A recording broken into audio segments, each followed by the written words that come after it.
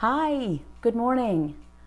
I'm Casey Durango of Go Keto with Casey, where I like to talk about how I've lost 97.4 pounds since starting the ketogenic diet and how other people might be able to lose weight, improve their health, and regain control of their lives. Hi, thank you very much. I don't know if anyone is here. I am going to do some behind the scenes things here. If you will bear with me for just a moment. Today what I want to talk about is a couple of things. Sodium. You think, well, what does sodium have to do with the ketogenic diet? And like a question that comes up frequently, to me anyways, what do you do once you kind of get to where you want to be? Your goal weight. Oh, keto cuckoo. And my apologies to those of you who have misophonia and who are really bothered by the sound of cuckoo clocks. But I have great attachment to that cuckoo clock. It only has one hand, only an hour hand, so it's sometimes a challenge to make sure it is on time. Anyway, excuse me, I'm still typing. There we go. Now I can pay all of my attention to you. And hello to you guys. Thank you for joining. So, what do you do once you get to your goal weight or near your goal weight, or, and of course for some people, some of us saying getting to goal weight or I'm at my goal weight is like, what? That never happens. I never thought that would happen. So, and then just some Q&A. So this week I have my glasses. So hopefully I can see some of the comments and questions as they come up. And good morning to you who are saying good morning. I really appreciate you allowing me into your Saturday. Sodium. Why talk about sodium?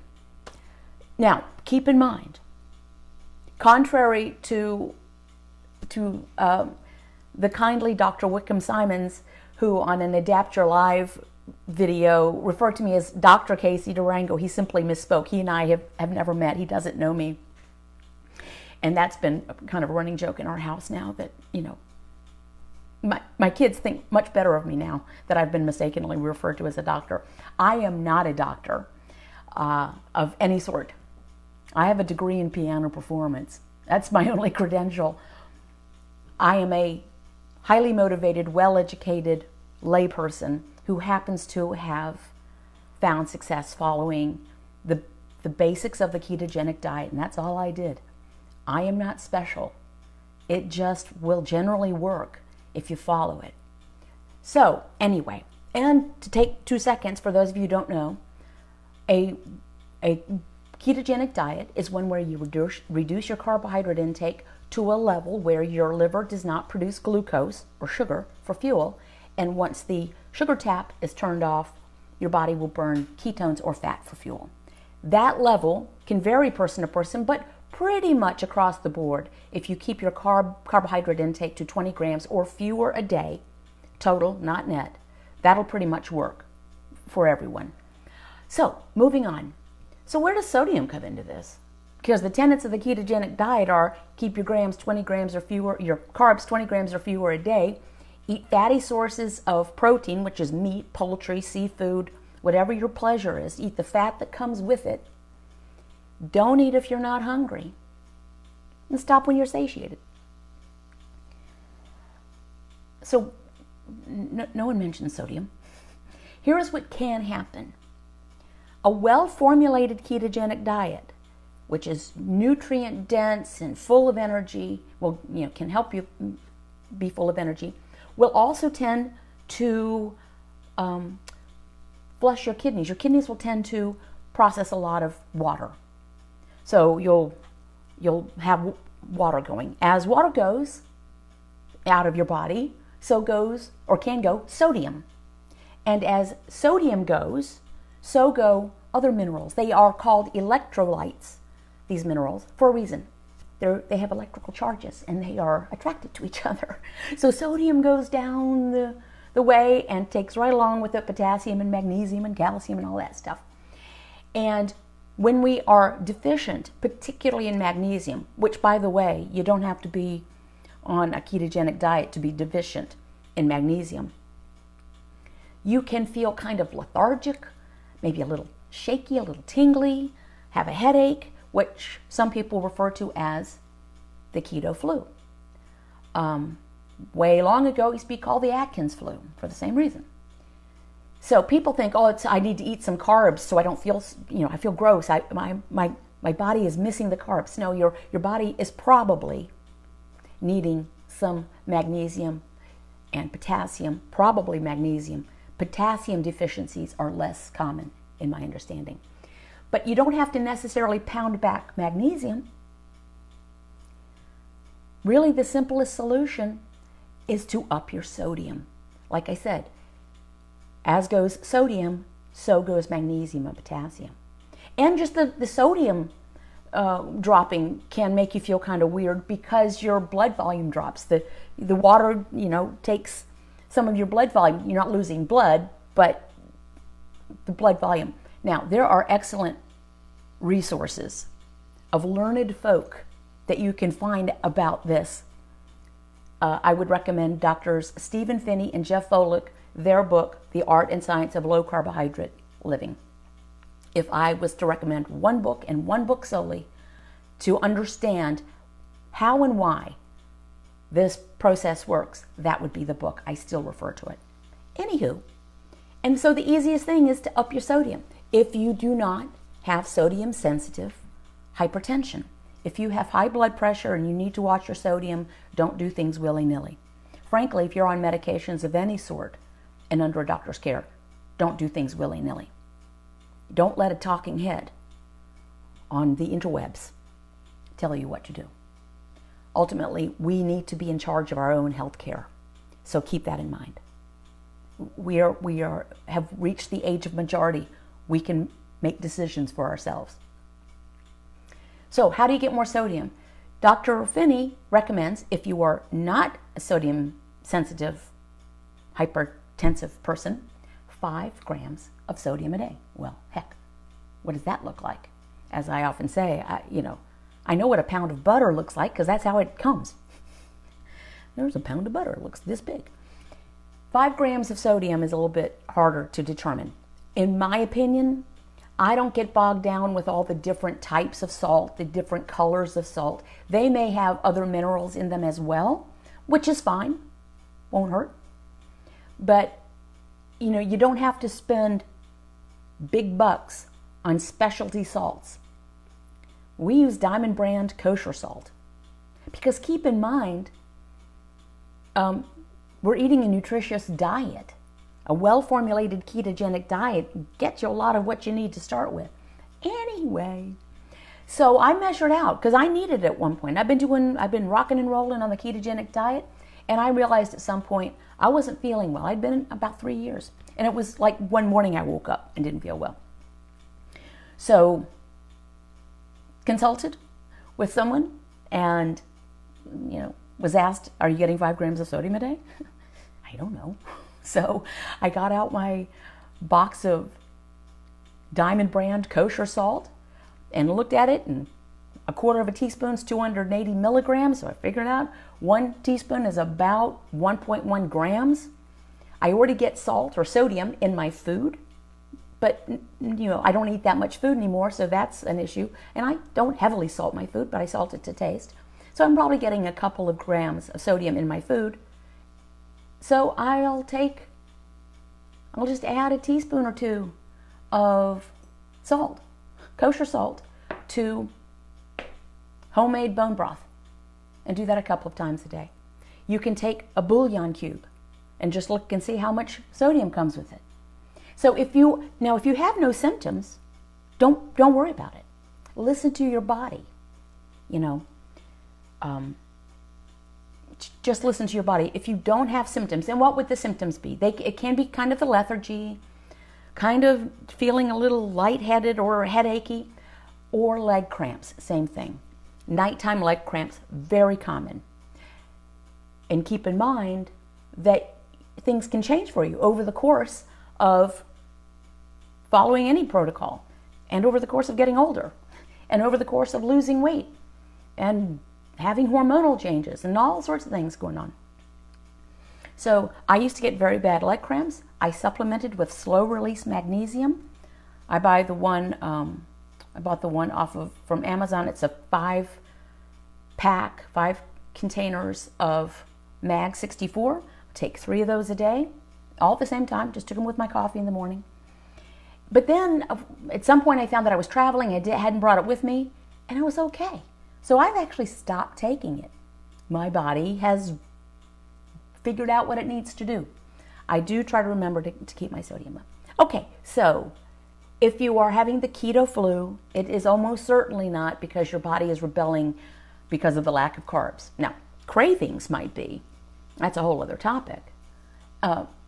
Sidebar, keep in mind that cravings are not fatal. You're a big person. You're a grown-up. You can get through the craving. But the kind of not feeling well is almost certainly not because of lack of carbs.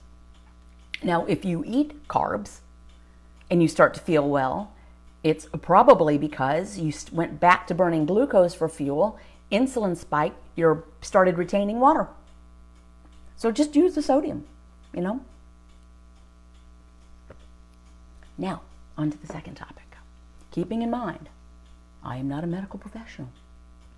I'm not even a professional ketoer. I'm a person who followed the basics of the ketogenic diet. I'll repeat them.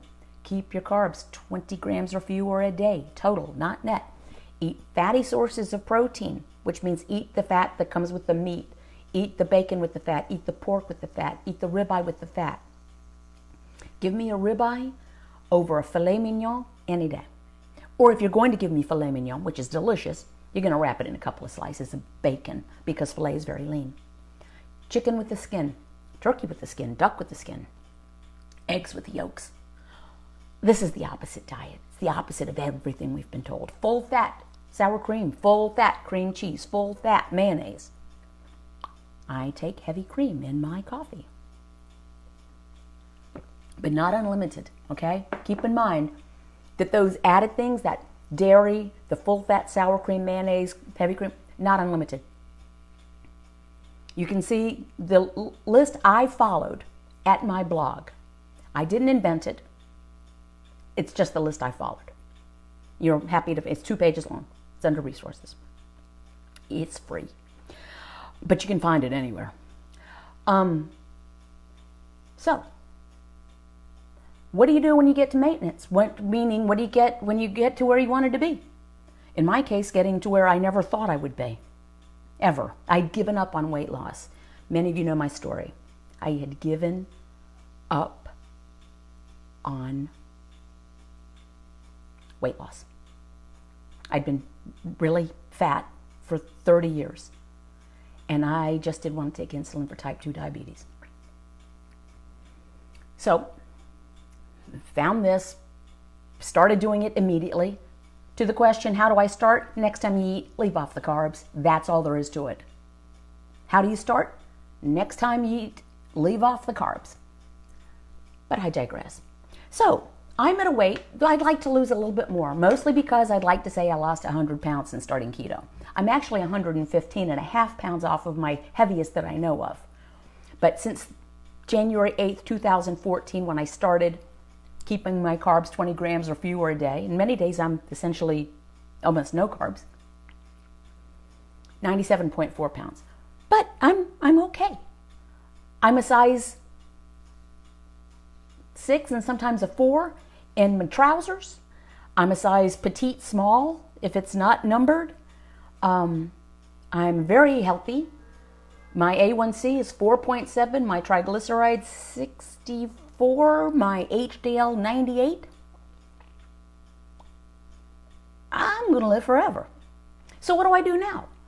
Very common thought. Oh, so you could start to add carbs back in. No, not the way that works. Not for me anyway. If I need to add more food, because keeping in mind, the tenet is, don't eat if you're not hungry. Stop when you're satiated. And that is the hardest part. Those last two together. Don't eat if you're not hungry. I have big magnets that say, It's a picture of a refrigerator. It says, are you here out of habit or out of hunger? And at the bottom it says, if hunger's not your problem, food is not the answer. But we tend to, like muscle memory, just eat because it's breakfast or it's lunch or you're at a cocktail party and so you just start eating. Anyway, if I'm burning fat for fuel, and that's all that means, I'm burning fat for fuel, I'm not burning glucose for fuel. For the most part, there is still glucose in my system because my body can make the glucose it needs for the systems that require a bit of glucose, including the brain. I'm not going to change my fuel source. I'm going to continue to burn fat for fuel for the rest of my life because it has worked beautifully for me. Health-wise, brain-wise, no diabetes-wise, no inflamed joints-wise, no erratic moods-wise. I still have moods. They just ain't as erratic. So what do?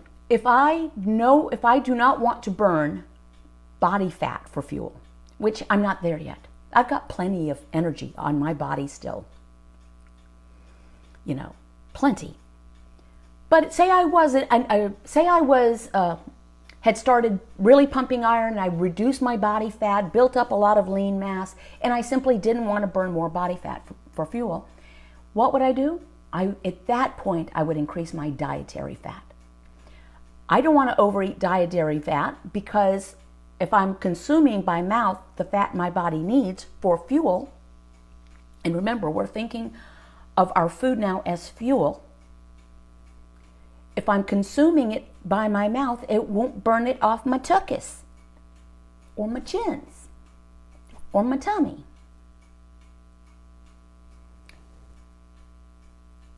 So I don't do fat bombs. I don't do bulletproof coffee. If it works for you, do it. And I probably could get away with it now because I don't eat that much food, so I could look at it as a meal replacement. I don't really care what anybody else does, honestly. I mean, I think all this, posting questions, am I allowed to eat thus and such?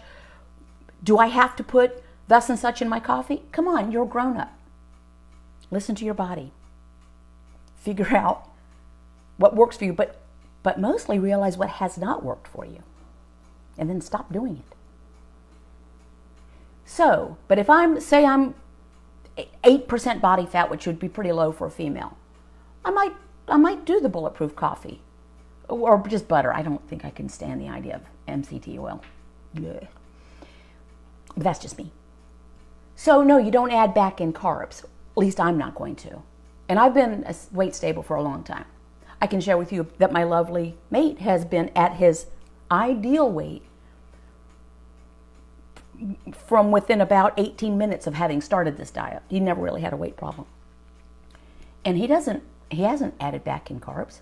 He eats more food than I do, but he doesn't eat like he used to in quantities. And he is pretty much absolutely weight stable. So he doesn't weigh all the time, but I mean, he barely fluctuates. And he's not adding in carbs to remain weight stable. So someone asked the question, well, if you're below 20 grams a day, why aren't you just continue losing weight? Well, because our bodies are pretty clever. Your body reaches homeostasis. I'm listening to my body's hunger signals. It's telling me how much to eat and when to eat, and it's telling me when I'm satiated, and that's meeting my energy needs.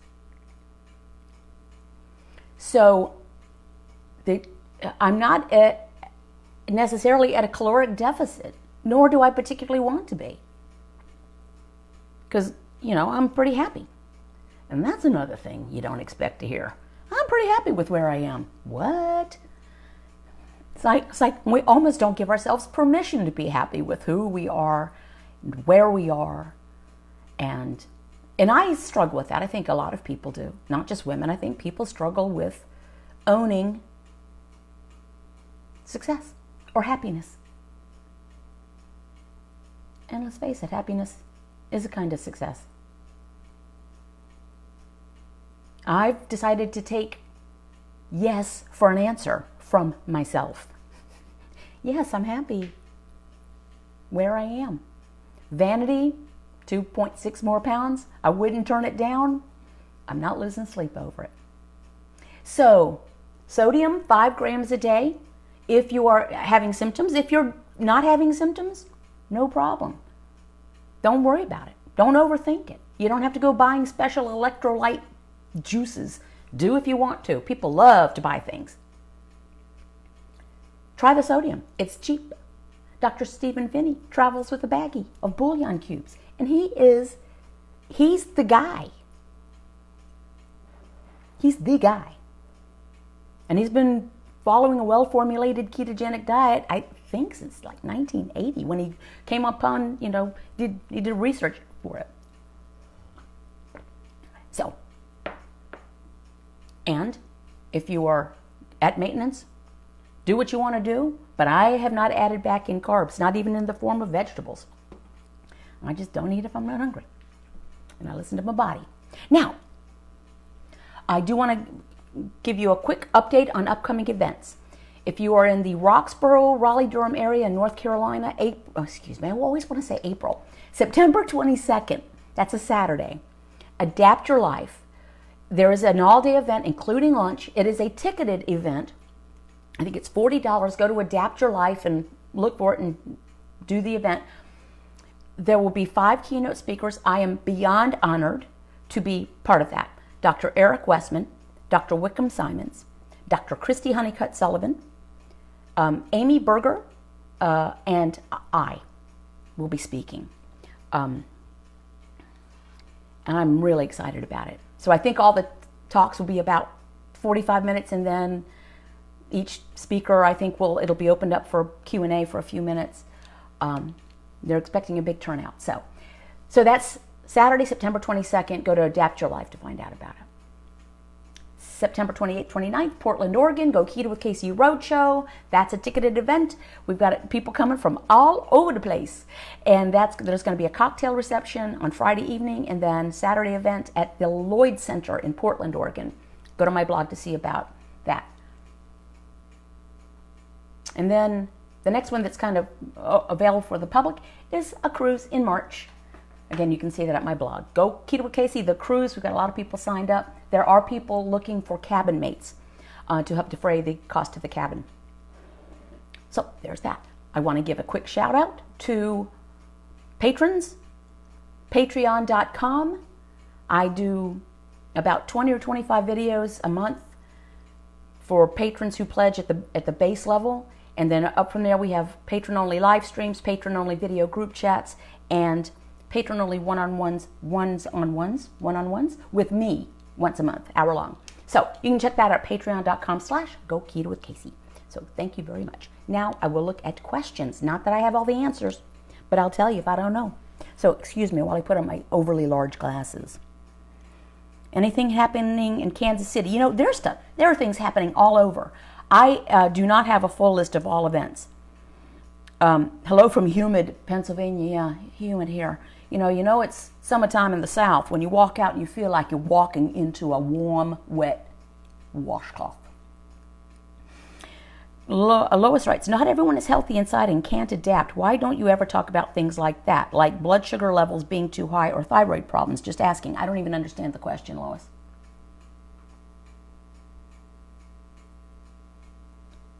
Blood sugar levels being too high, a well-formulated ketogenic diet is pretty much how you address blood sugar levels being high. Thyroid, high thyroid, low thyroid, no thyroid. Plenty of people have been perfectly successful on this. I bet you some of them are in the room right now. Speak up. People with Hashimoto's, people with no gallbladder, people have had hysterectomies, postmenopausal, former cancer patients. I'm several of those wrapped into one. Hi from San Antonio. I'm going to be in San Antonio. It's either late November or early December, talking to a private group. I am going to put out where I'm going to be staying. So if someone wants to stop by the hotel, assuming, I'm sure we can make arrangements for that and have a cup of coffee or a glass of wine. Please talk about thyroid and keto. There's thyroid and keto. Like I said, hypothyroid, hyperthyroid, no thyroid, Hashimoto's. I'm going to let people who have thyroid issues speak to that. But I have heard directly from enough people, speak to them on a regular basis. They you just do it. There's nothing to impede you from being successful on this. Cat Black, I was taken off my blood sugar meds in 3 weeks. There you go. So, my A1C is down from 7.5 to 5.4 after starting the diet. Don't know that you need too much information. Hey, hashtag my friend Jen. How you doing there, sister? I really do wish people would quit coming to visit you and interfering with my time with you. JK. Squirrel. Postmenopausal hypothyroid, almost 62 and down 60 pounds. I'm going to read that again. Thank you, Pamela. Postmenopausal hypothyroid, and it went away. And it went away from me again. Sorry, dang. She's postmen and she's lost 60 pounds, and she's 62. I have thyroid. I do keto. Lost 60 pounds. Now a size 6'8". Okay, so I think there's your answer. Sandra Fisher writes, hope to be in Roxborough in September. Went away. I don't see it now. Sorry. It goes by too quickly. Let me see if I can see it on my phone better. Is there a problem with gallbladder with doing this lifestyle? I've heard some on this. I'm going to say it again. No. No. No gallbladder. Lots of people with no gallbladders do perfectly well on this. Kat writes, I have cancer and will never be on this diet. And will never not be on this diet. Yeah. Wish I knew then what I know now, right, Kat? Do I exercise? After a fashion. Thank you for the question, Susan. One of my, thank you, Nancy, for adding that. Nancy's a nurse. Blood sugar under 100, you're good. One of my things used to be, and I thought about actually making a little shirts with it. I don't exercise, I just dress like I do. But I do move more than I did, and it's a constant goal to have more structured exercise. I walk to the tune of about 4.5 miles a day at a pretty decent clip, even if I do it in fits and starts. And I'm just more active. I just rarely sit still anymore. But I want to do resistance work because I'm 60 years old. So for bone density, for general well-being, I've started doing planks though. You know, for such a simple thing. If you don't know what a plank is, you get on your forearms and your tippy toes and you just hold it still. I'm up to 2 minutes and 40 seconds. As a matter of fact, today I need to move to 2 minutes and 56 seconds because I'm going up incrementally. And that's a really good isometric thing. Thank you very much for your kind words, Sabine. Husband has fatty liver. I want to put us on this diet, but I fear it'll get worse. If it's non-alcoholic fatty liver disease, this will clear up fatty liver.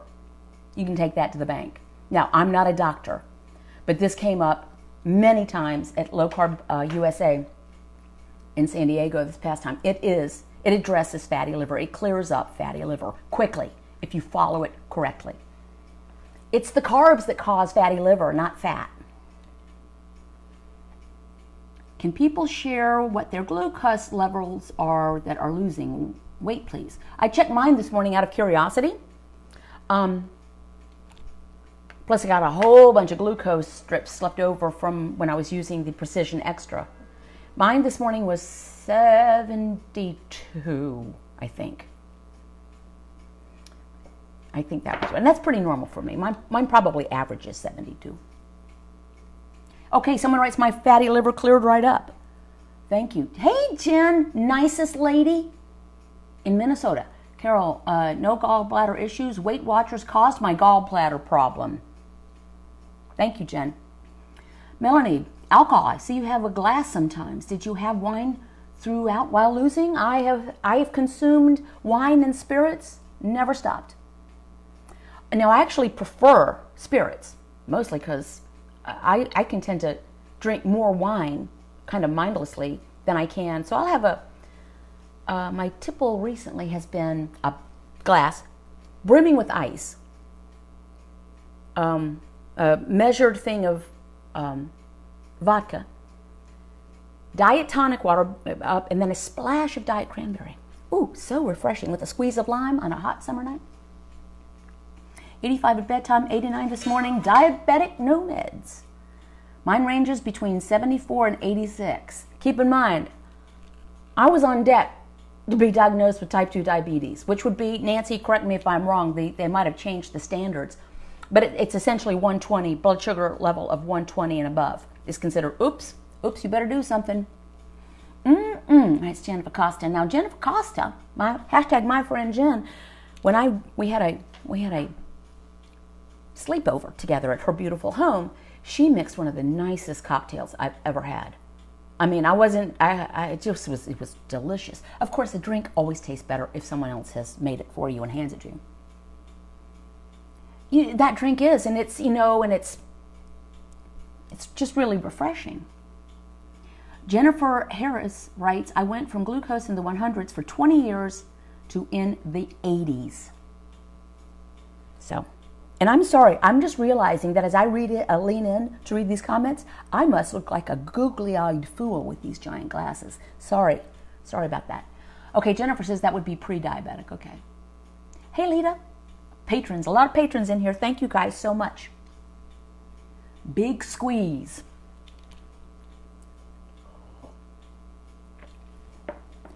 Yes, I'm off all blood pressure medications now. I have coronary artery disease. Okay, Nancy writes, over 120 is definitely danger zone. Thank you, Nancy. Nancy's coming on the cruise. Nancy has, I think you're coming on the cruise, right? Has generously offered. She is a nurse and she teaches other nurses life enhancement for like traveling nurses and nurses in general. Stressful job. Things like, meditation practices on the cruise. We're going to have some good times together. We will not be joined at the hip. We're all adults. We can do what we want to do, but we have, particularly at sea days, we will have a room, a conference room, and we will hang out and talk. So what do you believe the blood sugar should be, Casey? I heard under the 80s now. Lois, that is no. Others chime in here. Under 100 is okay, as far as I know. I'm not a doctor, but yeah. Yes, she's coming. No, under the 80s?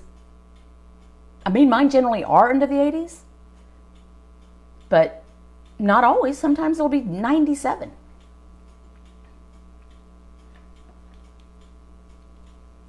Hello, Ruve. Your thoughts on Powerade Zero? 1 serving is less than a carb and 2.5 servings per bottle. Ruve, I say whatever floats your boat.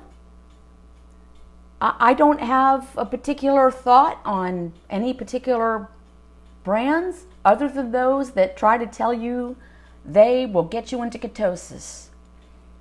You don't have to buy anything to be 100% successful at the ketogenic diet. You don't have to buy a book, a pill, an oil, a juice, a meter. You don't even need a measuring cup. Just keep your carbs 20 grams or fewer a day. Eat fatty sources of protein, and for goodness sake, don't eat if you're not hungry. So, Powerade, if you like it. We drink, like I said, diet tonic water. I have. My husband likes sparkling ice. I also like water. We'll have the occasional Coke Zero, Crystal Light. A Cat Black says, went by. Lita, Powerade Zero doesn't work for me, but many people can tolerate it. My husband can't. I'm just very something. So some people can't, they find that any artificial sweetener bothers them. And so if that is the case for you, don't use it. you are the one that you need to listen to your body. Don't listen to my body. You know, I've often said, don't let an app tell you what to eat. People say, oh my gosh, I got to the end of the day and MyFitnessPal or whatever app you're using says I need in X more grams of fat, but I'm stuffed, I can't eat. Don't let an app tell you what to eat. An app doesn't know how many calories your body needs for fuel. And keep in mind that there are calories, there's fuel you put in your mouth, and then there's fuel that's on your body. And if you're burning fat for fuel, your body is by definition consuming the calories it needs, even if you put nothing in your mouth. Your body's going to get the energy it needs from somewhere. Now, if you don't manage that properly, it can start cannibalizing your lean tissue. You don't want to do that. But your body's going to get the calories it needs. So, and if you shouldn't let an app tell you what to eat, don't let a talking head tell you what to eat. Listen to your body. Your body's very smart. Do you need someone to tell you if you have a fever? You know if you have a fever. Do you need someone to tell you if you have a sore throat? No, you know if you have a sore throat. Your body's sending you signals. Sending you it's a fever because it's fighting off something. Listen to it. Let me tell you what type 2 diabetes is. It's not based on what you did last week. And it doesn't happen overnight. As the wonderful Dr. Georgia Ede said, type 2 diabetes is end-stage insulin resistance. And it can take some people 20 years to get to that point. And they can be lean people that have insulin resistance. They just don't have that other side effect of putting on body fat. Some people get there sooner. Some people are almost born with insulin resistance. It really just depends. But, it didn't happen overnight. And your body, if you're not feeling well, your body's been telling you for a long time things aren't right. If you've ever been in a relationship, I've mentioned this before, where you're having a conversation with your partner, your spouse, whatever, and you end up yelling, and the person says, why are you yelling at me? So it's because you didn't hear me the first 15 times I said this in a normal voice. You don't hear me until I yell. Well, our bodies can be like that. Our body sends us a signal, we ignore it. It sends a stronger signal, we ignore it. It sends us 3 more signals from different places, we ignore them. We really ignore it with, give me another slice of cake, because I need to drown out the noise coming from my body, until your body starts screaming at you.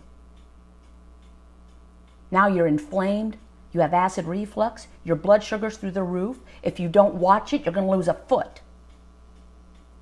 Your body is screaming at you. Listen to it before it starts screaming. And listen to it if you're not hungry, don't eat. If you're hungry, eat. Keep your carbs 20 grams or fewer. Stop when you're satiated. Hey, Tricia. I have type 2 diabetes. I did not know that. You didn't know what, Melanie? Dr. Georgia Ede also describes Alzheimer's as end-stage brain insulin resistance. And that's a fascinating thing there. Many people refer to Alzheimer's now as type 3 diabetes.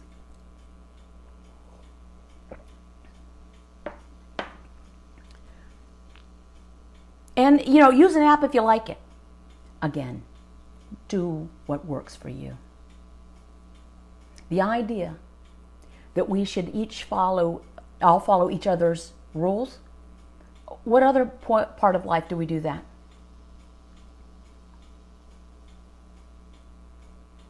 What other part of life do we do that? That we think there's an answer for everybody. Probably the only thing there is gravity is the same for everybody. But beyond that, all bets are off. So do what you like. And don't take this the wrong way. I don't care what you do. And no one else should care what you do. Doesn't mean people won't offer their opinion. We had a whole long conversation about that on Patreon. Someone saying, is that all you're going to eat? You can't eat just that. Really, seriously, is that all you're going to eat? Or you're not going to eat lunch? Oh, excuse me, how is this your business? This is your business how? What I'm eating? That does sound harsh. But frankly, if no one's asked your opinion, keep it to yourself. That's just a good rule for life. Now that sounds odd. I am here offering my opinion, but it's my opinion based on my experience for me. And I'll say it another time. Do what works for you. IYO is testing glucose just as good. Couldn't see it. In my opinion, is testing glucose just as good as what? I test my glucose to help decide what certain foods are increasing my number. Yeah, so that's a good reason to test. Now, keep in mind, you can have insulin resistance. High insulin is really the problem here. An excellent explanation for this is in a book called Eat Rich, Live Long by Ivor Cummins and Dr. Jeffrey Gerber. It's a very approachable read and explains really insulin is the problem. The elevated blood glucose is a reflection of high insulin. But you can have normal, so-called normal blood glucose and have high insulin because guess what? The insulin has been regulating the glucose. It's been doing its job. Type 2 diabetes is when you become so insulin resistant that your blood sugar just keeps on the rise. The insulin has just become resistant to the insulin. I was told, goes too fast. Sometimes lunch and dinner, okay. Okay, so any questions for me directly, you may ask me anything. I promise to give an answer. Sometimes the answer will be, I don't know, and sometimes the answer will be, I don't share that. Melanie, boring is better than unhealthy. You are not boring. You know, a great quote that I swear I'm going to make into a t-shirt, or have made into a t-shirt, from Lori in Oklahoma, who's a patron. Focusing on food continues the focus on food, and I don't want to be focused on food anymore. I'm tired and sick and tired. When did food become the center of our worlds? How about our life becomes the center of our life? For the first time in my life, I feel I'm in charge of my body instead of just being along for the ride.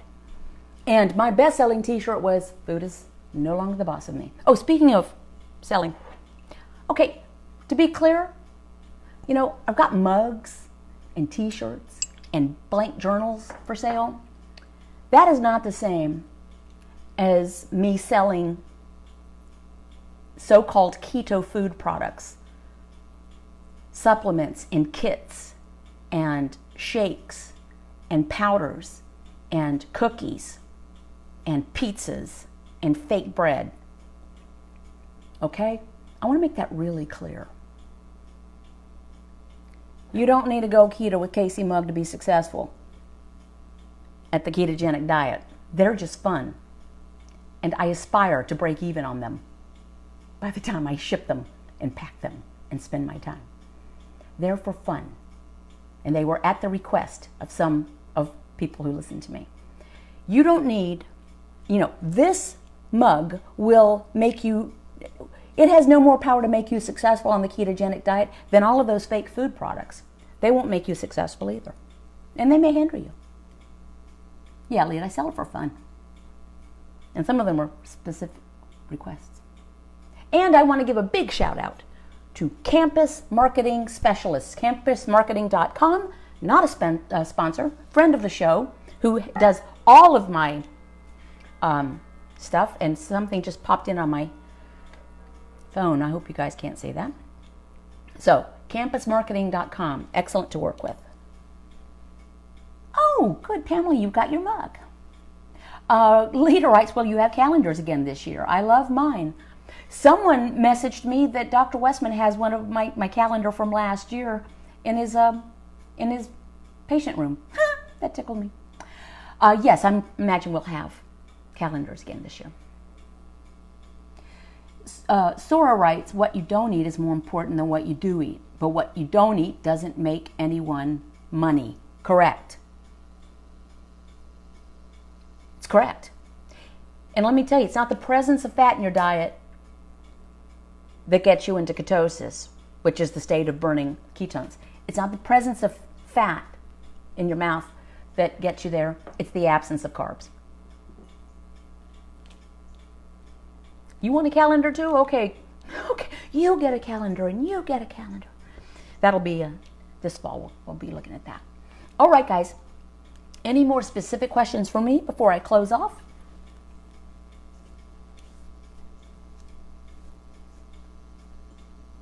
Okay. I don't see anything. So I will recommend that you guys, can a vegan go keto? You know, there are vegetarians that go keto. It certainly is more challenging. Check out a man named Jaydeep Bhutta, Jaydeep, last name Bhutta, Buhta. He's a man I've met a couple of times. He's been extremely successful. He's vegetarian. He's Indian. It is, religious and cultural for him. And he's been very, very successful, and he talks and writes about it. So I cannot speak to that, how that would be done, because that's not what I do. Do you take magnesium? No, I addressed that earlier, Lynn. I used to. I don't anymore because I just found that I didn't need it. I, by accident, went traveling, didn't have my magnesium supplement, and I was fine. My leg cramps, which is why I've been taking them, have pretty much subsided. Have a wonderful day, writes Lita. You guys have a wonderful day as well. And I'm so sorry for the glasses on and glasses off. I bet that's distracting. But thank you, everyone. And I'm just looking to see if there's anything else. Hey, Jennifer, you're not on the golf course? Jennifer says she's happy to catch a live. She's no, I don't take any collagen, but I do occasionally make my own bone broth. And I really just let it go for so long that it is just it's a jelly. So there's collagen in that from the bones. But I don't take any supplements at all. I don't even take vitamin pills anymore. Okay, guys. Hey, Lori from Oregon. Hey, you need to come to the roadshow in Portland. No, you don't need to, I'm just saying. Okie dokie. And I really am going to sign off here if I can. There's something that's popped up on my phone, which is very distracting. Okay, guys, thank you for allowing me to be part of your Saturday. Thank you to patrons. If you want patron-only content, go over to patreon.com/GoKetoWithCasey, where I produce a lot more stuff over there. And it's a wonderful community. Plus, there's a patron-only forum there, which is really a great and wonderful community. As I often say, people, I think, become patrons not to gain access to me, but to gain access to each other. Very nice group of people. Okay, guys, be sweet. Keep your carbs 20 grams or fewer a day. Eat fatty sources of protein and don't eat if you're not hungry. Keep it simple. TTFN.